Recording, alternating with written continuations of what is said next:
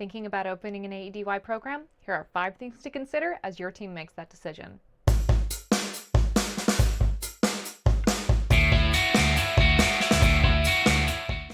Where will the program be housed? Consider what options are available. A vacant building or a hallway of classrooms, a space in the admin building? Remember that students meeting the threshold for AEDY have been deemed so disruptive that they must be removed from general education. To this end, strongly consider how to keep AEDY students separate from other students. Consider your program start and end times, passing periods, lunch times, hallway escorts, etc. All of this information will be collected as part of the application process. A facility review will also be conducted by PDE prior to the program opening. Finally, remember to loop in your special education director to file the appropriate paperwork with the Bureau of Special Education should your program open. How will academics be delivered to students seated in AEDY? Instructional time requirements are included in the AEDY guidelines. Again, consider your scheduling. Academic instruction can be delivered in person, virtually, or in a hybrid setting. See the pop-up practice types of instruction for an overview of each option. Who will be responsible for the administration and daily operations of the program? Consider your staffing options. A common choice for in-house programs is to treat AEDY time like a class slot for teachers who come to the AEDY room to teach that class period. Other programs have teachers who stay in the AEDY space full-time.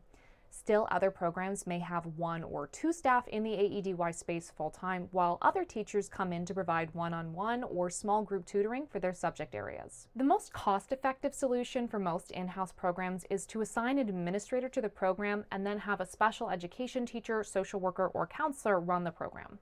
Consider duties that may allow teachers to be supportive in AEDY and assign AEDY as a daily duty in lieu of bus duty, cafeteria duty, etc. Whatever option you choose, remember the threshold for an AEDY referral. Safety of your staff is paramount. How many staff are necessary to support students with these types of needs?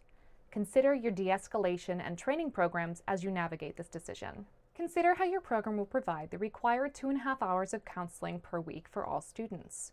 Counseling may be delivered in individual or group sessions. Templates to log counseling hours can be found on the AEDY website.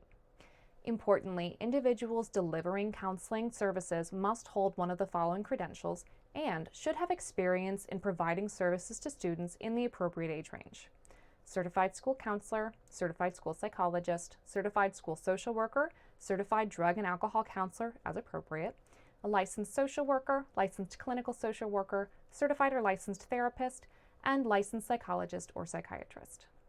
The best option for AEDY are counselors who have an expertise in trauma and some capacity to teach a counseling curriculum aligned to need. For example, if most of your AEDY referrals are for drugs and alcohol, then the curriculum to address this should be included as part of the program.